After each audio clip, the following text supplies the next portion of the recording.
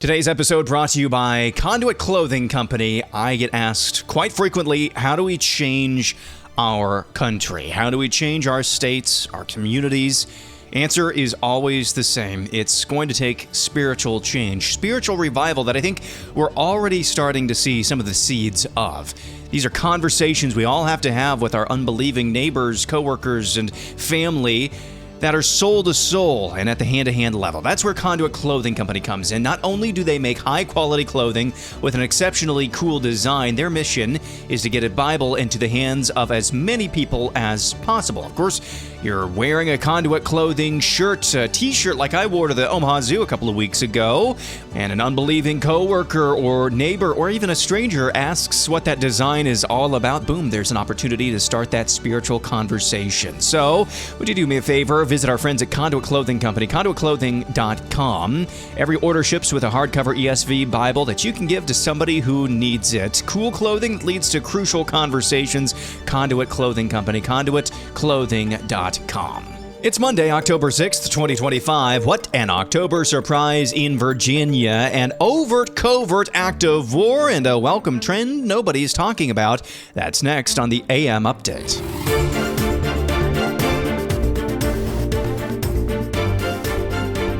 Democratic Virginia Attorney General candidate Jay Jones once sent disturbing texts to a former colleague in August of 2022 about wanting to kill a Republican lawmaker. That's according to reporting from the National Review. Jones, a former Virginia state delegate, told Republican House Delegate Kerry Coyner that he would give former Republican Virginia House Speaker Todd Gilbert, quote, 2 bullets to the head and urinate on his grave. Again, that's according to National Review reporting on Friday, citing text messages it obtained. Jones is running against Republican Virginia Attorney General Jason Miyares in the November general elections and reportedly made the comments about Gilbert after leaving the state house months earlier.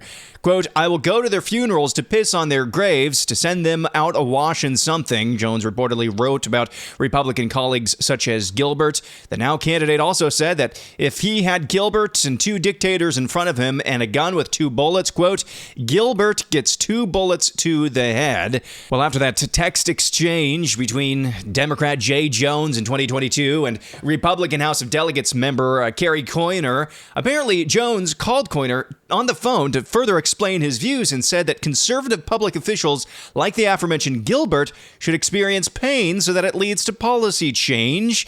According to this phone call, he also expressed sentiments that Gilbert's wife should watch their children die in her arms.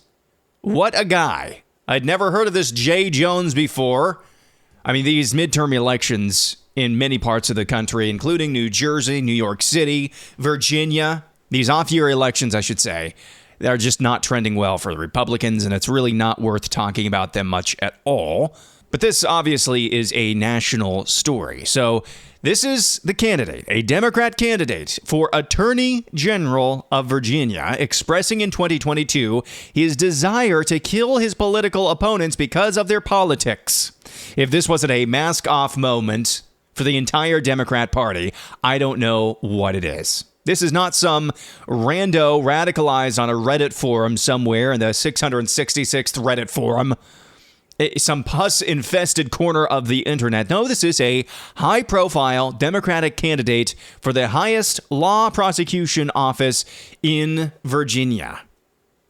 And he just overtly says he wishes Republicans would die, and he would like to be the one to do it. That prompted this new story, prompted this ad from Winsome Earl Sears, Virginia gubernatorial candidate. We start with breaking news from the campaign trail. Jay Jones is under fire tonight. Jay Jones is under fire. Jay Jones is under fire after messages he sent in 2022 saying former Virginia House Speaker Todd Gilbert should be shot. I'm excited about this ticket. That's the voice of Abigail Spanberger, also running for Virginia governor. Gilbert's wife could watch her own child die in her arms so that Gilbert might reconsider his political views. We deserve an attorney general who will stand up for the people of Virginia. Jones said, quote, Gilbert, Hitler, and Pol Pot. Gilbert gets 2 bullets to the head.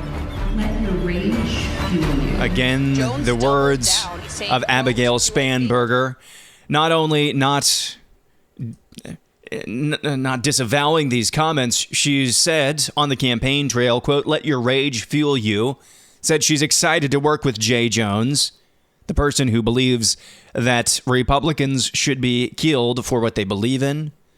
How about that for an October surprise in Virginia? Well, we've already spent a lot of time on that. Let's get to this. I had a major fail a couple of weeks ago when this story came out.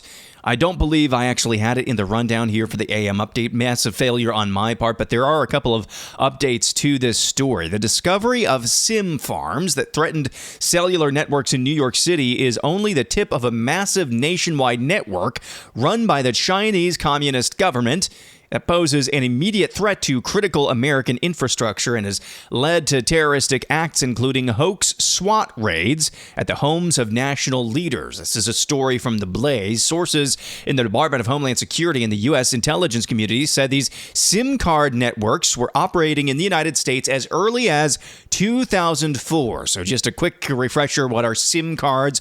Those are the unique identifying cards that go into basically every cell phone. Now, as I understand, in the last 5 years or so, newer models of most phones actually use some sort of SIM card that's built into the phone, so you can't just purchase mass quantities of SIM cards for an operation like this. But basically, every SIM card to your cellular network looks like a singular standalone cell phone. So when you have 100, 200,000 SIM cards in one place, you can understand why that could pose a threat to emergency services like 911.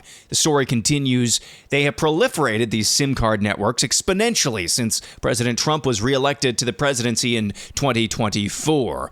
According to a top intelligence source speaking to The Blaze, quote, "This is something that is a direct threat to our nation right now, a direct threat to our nation, and it needs to be shut down today, like as soon as possible. Only 5 of them have been taken down so far." The owner of the 5 sites raided in the New York City area is cooperating with Homeland Security investigations and the Secret Service, according to that intelligence expert. These SIM networks were put in place and are managed by China's Ministry of State Security. That's an ultra-secretive, massive espionage agency that has grown in prominence and global activity in recent years. The MSS employs more than 800,000 people around the globe, nearly double the Soviet KGB at its peak. The MSS, quote, "now operates worldwide at scale and tempo not seen in decades." Several officials, again, who spoke to The Blaze, said that the establishment and use of this destructive network by China should be considered an act of war. Indeed, it should be. So we had that story a couple of weeks ago while all of those leaders were in New York City for the UN summit on various matters. I think there were 200,000 SIM cards in one SIM farm at an apartment in New York City. A new update to this story, another 100,000 found at an apartment in New Jersey as well. And of course, this reporting from The Blaze indicating these are the responsibility of China. And how could you not consider this an overt, if but covert, act of war against the United States? So that's something you need to be aware of. This is a massive story that unfolded and updated over the weekend. Well, how about this? A federal judge on Saturday stopped President Trump's plan to send National Guard troops to Portland, Oregon, ruling the deployment would violate constitutional limits on military involvement in domestic law enforcement. U.S. District Judge Karen Immergut, a Trump nominee, issued a temporary restraining order blocking the administration from sending hundreds of troops to the Oregon city. The judge found Trump's assessment of the situation did not match reality. Immergut wrote in her ruling, quote, "The president's determination was simply untethered to the facts." The judge said the protests outside a South Portland immigration facility remained mostly peaceful before Trump's order. Quote, "Overall, these protests were small and uneventful." So this is a Trump nominee appointed in 2019, deciding to thumb her nose at the administration, at least the first administration, who gave her her phony baloney job in the first place. How about that? Well, when we come back, the sentencing has come down in the case of the individual, the dude who feels pretty, who tried to assassinate Brett Kavanaugh. You'll never guess what the sentencing judge wrote in her decision. Also, some news on the Hamas front that has me surprised, and a welcome trend I think that nobody is talking about. That's coming up next.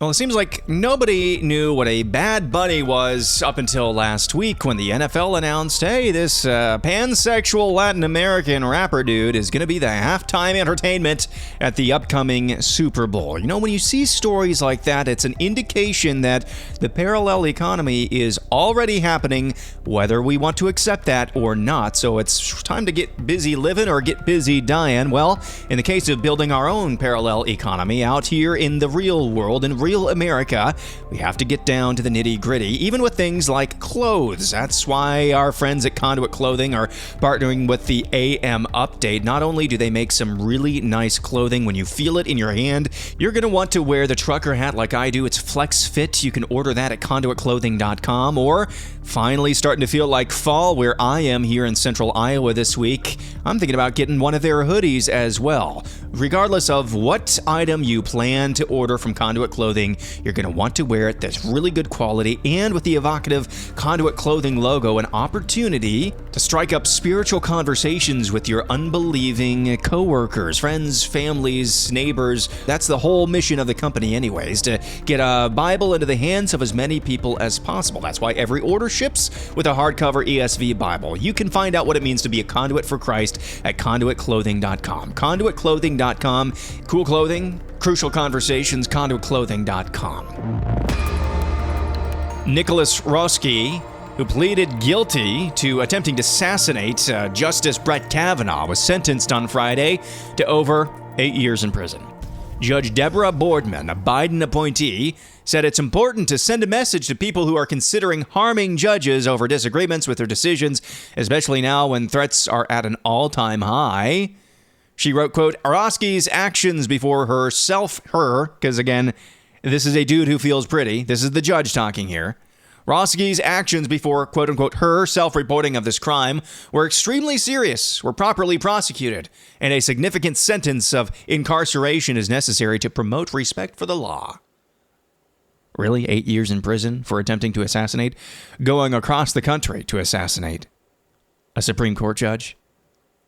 Roski's 97-month sentence will be followed by a lifetime of supervised release. The government had asked for a 30-year sentence to send the unequivocal, clear, and strong message that attempted violence against the judiciary and public officials will not be tolerated. This judge instead gave Roski only 8 years. And check out this quote as well from Judge Boardman. You're not going to believe this. Actually, I think it's probably one of the most believable things that you've heard in quite some time. As I said, Roski is a dude who, after being arrested for the attempted assassination of Brett Kavanaugh, decided to become a woman. So now all government documents refer to him as a her. And in this sentencing hearing, Judge Boardman said, and I quote, I am heartened that this terrible infraction has helped the Roski family accept their daughter for who she is. So not only did this judge not give the sentence of 30 years that the government had asked for, only 8 years, Judge Boardman also says she's happy that this entire ordeal, the attempted assassination of Brett Kavanaugh, helped the Roski family accept that their son is mentally ill. Accept their daughter for who she is, Judge Boardman says. Backwards, upside down. Well, I'm surprised we're even to this point. Hamas has agreed to release all the remaining Israeli hostages, but says it wants further negotiations on a number of key points outlined in the U.S. peace plan. In a statement, the group said it agreed to release all Israeli prisoners, both living and dead, according to the exchange formula contained in President Trump's proposal we talked about last week. That is, if the proper conditions for the exchanges are met. It appears to suggest it's seeking further negotiation on other issues regarding the future of Gaza and the rights of so-called Palestinians, saying that they are still being discussed. The announcement came hours after President Trump gave Hamas a Sunday deadline to accept the peace plan or face all hell. So I'm not totally sold that Hamas is still going to accept not being in charge of Gaza anymore, basically like Trump's plan laid out. But it sure seems like, President Trump, as the story said, President Trump gave them a deadline, and they capitulated, at least in writing, to some degree, a few hours later. So maybe some progress over there. We'll see. Well, let's talk about this story. I would really rather not talk about this story, but this needs a national spotlight as well. This story comes from WKYT-TV in Lexington, Kentucky. He stood up with me on top of him, just stood up and threw me 10, 15 feet across the room and went after her. Dean Tipton says December 7th, 2015 is a night that changed his life. He says his children woke him up. He then found a man attacking his children. And when I got to the top of the stairs, he attacked me. He come at me with the knife. The night took a tragic turn with the loss of a life, his 6-year-old son, Logan. Dean says immediately after Logan's death, he lost his will to live. I laid in bed. I gave up. I gave up on life. I gave up on my family. I gave up on everybody. I just wanted to die. In the years since, the family has done their best to cope, but mentions they are mentally and emotionally scarred. And they are hurt that Ronald Exantis will no longer be behind bars. Everybody deserves a fighting chance to have justice for them, and it's not. I've had my talks with God, because I'm not afraid to tell you all. I told the court, if I ever cross paths with him, I will kill the man. I will kill him where he stands. It's the voice of Logan Tipton's father.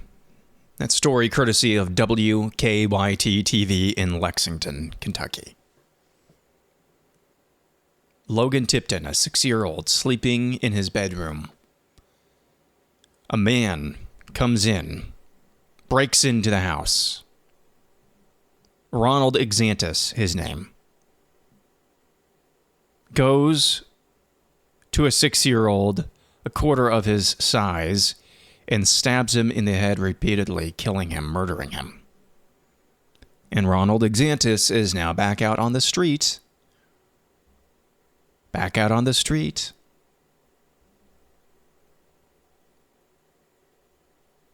I mean, that's just suicidal. Apparently, this Ronald Exantis was found not fit to stand trial because he's insane. Anytime somebody's found to be insane, isn't that all the more argument to lock them up forever? The White House, to their credit, said over the weekend they are aware of this story, are interested in this story, and are monitoring the situation to see what they can do. How is this possible? I guess this guy was in prison for a while. But it should never be possible that you just get to stab a 6-year-old and then you get to be back out on the street anytime. I don't care if it's after 50 or 60 or 70 or 80 years. You should be in prison for the rest of your life, if not dead, for what you've done. Let's move on. This might be a trend, maybe positive trend, that I have not seen a huge amount of people talking about. The Financial Times' John Byrne Murdoch, he's their chief data guy over there, has made this observation. Time spent on social media peaked in 2022. Based on GWI data, that's that's kind of a consumer insights platform. It tracks things like this. It peaked in 2022. Starting with younger people, they're getting off of social media. He says in the story, this is the researcher for the Financial Times, this is not just the unwinding of a bump in screen time during pandemic lockdowns. Usage has traced a smooth curve up and down over the past decade plus, although it does appear that the United States seems to be an outlier as usage of social media has increased in this country. The same source, GWI, indicates how the reason for using social media has changed over time, with fewer people using these platforms to keep up with friends or share opinions, and more using them to follow celebrities or fill spare time. Financial Times says there's a bifurcation happening with social media. Some of it is social now, just being used for social, like WhatsApp, different messaging apps. And some of it is media, like TikTok and algorithms on Facebook just feeding you slop all the time. So social media peaked in 2022 and is starting its way down. Here's a quote from John Byrne Murdoch at the Financial Times. In years to come, we may well look back on September 2025 as the point at which social media jumped the shark and began rapidly accelerating its transition from the place to be seen through a flattering Instagram filter to a gaudy backwater of the internet inhabited by those with nothing better to do. Wow, that's a little harsh, but it might be true, especially in the age of AI and AI slop proliferating all over the internet. I see this on X quite often. Now, the algorithm on X is not as bad as it once was, but it's not great either. I mean, I don't know what they are doing most of the time over there. Why am I seeing a post that's not promoted that has 15 likes from an account with 37 followers, talking about something I've never interacted with at all? It's messed up. And it's very much slop indeed. Well, let's talk about this. Really cool story unfolded over the weekend. You might have heard UCLA, University of California, Los Angeles. Their football program, 0-4 this year. They just fired their head coach a couple of weeks ago, making staff change-ups. They lost to lowly Northwestern last week, 0-4 on the year, got blown out by New Mexico, got blown out by Utah, pretty much got blown out by UNLV. This is a Big Ten school we're talking about here. They should have no business losing to teams like that at all. They welcomed number 7 in the country, Penn State, over the weekend to the Rose Bowl, attended by dozens of fans, dozens. 0-4 versus the number 7 team in the country. My pick, actually, Penn State, to win the national championship this year. And UCLA, plucky little UCLA, won 42-37. It's one of, in terms of the circumstances leading up to this game, an 0-4 team beating a top 10 team, an underdog of 24, 25 points. By some estimations, this is the biggest upset in about 40 years in college football. Well, one of the interesting things about this story over the weekend is that on Tuesday of last week, one of the position coaches for UCLA, again, they've got all of this staff turnover, having fired their coach a few weeks ago. They promoted, not to offensive coordinator, but to play caller for the offense, a young man about my age named Jerry Neuheisel. Now, you might be familiar with that last name. His dad is Rick Neuheisel, former Pac-12 coach. He was at a couple of different stops, one of which was UCLA. Coached his son as well. This Jerry Neuheisel played for UCLA, born and raised UCLA, and now he's on the staff at UCLA. And just last week, on Tuesday, he was promoted to play caller for their game against number 7 Penn State, a game that nobody gave them any shot in. So they had Tuesday and Wednesday to install a game plan. They had a walkthrough late last week, I believe on Friday, which reports indicate was an abject disaster. And so naturally, they turn around the next day and beat the number 7 team in the country in one of the biggest upsets in decades in college football. As much as college football changes, and I've discussed this, we had an entire poll of the week, I believe, in the lead up to the football season saying I'm just not as interested as I once was. There's really cool stories like this regardless. Here's Jerry Neuheisel after that incredible and improbable upset of Penn State. Coach Neuheisel, you've been in some great moments as a lifelong Bruin. Where does this one rank? It's up there. The first thing I want to say is I love UCLA more than anything. And the kind of kids that you see that played on that field today is exactly why you love a place like this. We had 2 days to practice the new game plan, and all they did was believe. And we came out and played as hard as we could for 60 full minutes. Had to take a safety at the end because we messed it up a little bit. But, how can you not love college football when you have days like this? Special, special, special. So there's Jerry Neuheisel. He was called up from basically a position coach to play caller last Tuesday.